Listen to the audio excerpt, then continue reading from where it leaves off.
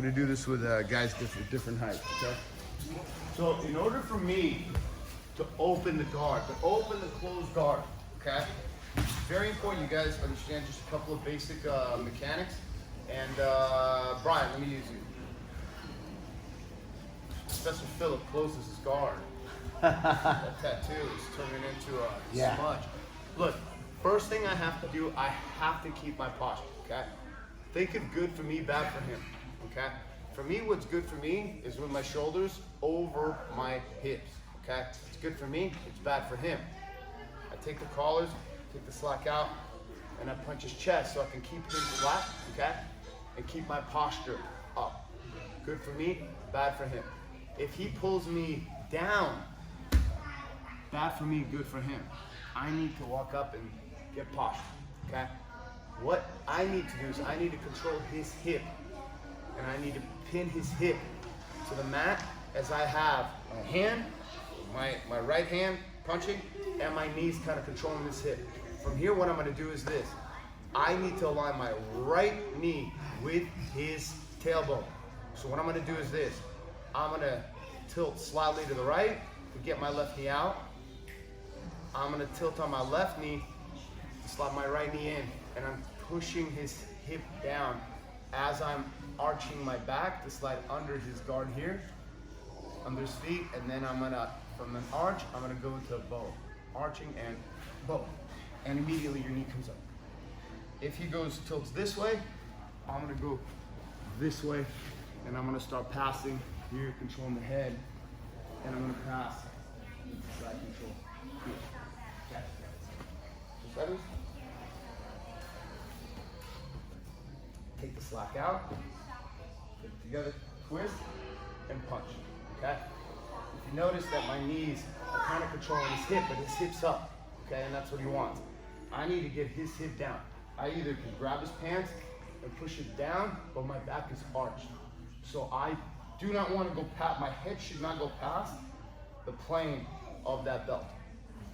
I should stay behind here, okay? Now I've got to align my right knee with his tailbone, so I need to move my left knee. How do I do that? I tilt slightly on my right knee, move my left out. And now I move on my left, I put pressure on that hip and on the sternum. Slide in here, I slide it back and arch my back as I slide under his feet. From here, I go from an arch to a bow. The second that happens, my foot comes up to my knee and I pull him in. If he's got a knee across, we'll get to that, because I could be possibly moving it this way, but he will press into it, and then I can go this way, and I can begin to pass, stack him, and get the side control here, okay? And now we're where we were back at the first punch, okay? So one more time, facing this way.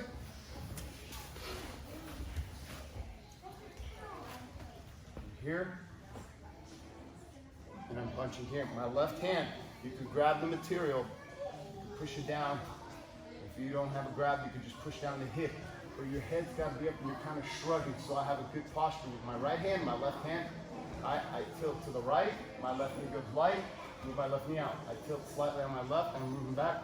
My right knee comes out, and then I'm going to slide my left hip back as my left hip is turning in to where his feet connect.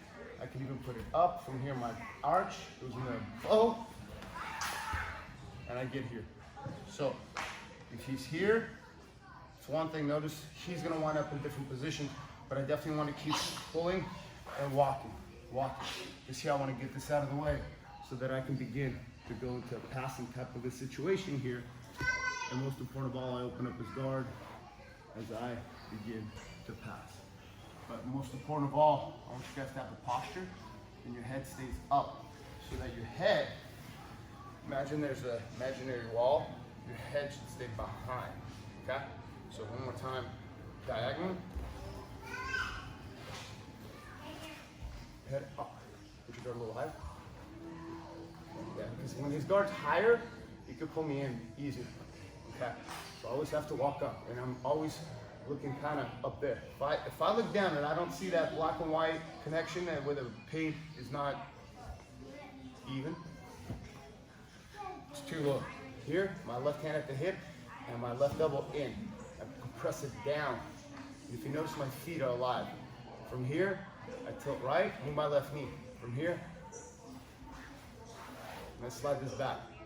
I kind of like to have my left knee on the mat because it gives me an opportunity to thrust forward as this guard opens. From here, my back is arched, and then I bow. 1, 2, 3, from arch to bow. And my knee comes up, and I pull my elbows to my hips. Okay, because from here, I'm gonna walk it out. I have a knee drop pass, I have a knee slice pass. Most important of all, his legs are more or less out of the way. What would you do with your legs right now? Okay, what else? So let's say if he's doing this, he does this. I lean into him here, okay? I can come up, and I can begin to drive forward and go into a stacking pass right here, okay? But notice how everything's connected here. This foot, if he begins to, if I go this way, he begins to block me. I can go this way also. But the most important thing is I open up his guard. He did not break my palm. Okay, let's do it. 1, 2, 3.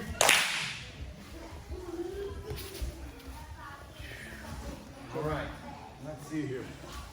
Philip, go Michael.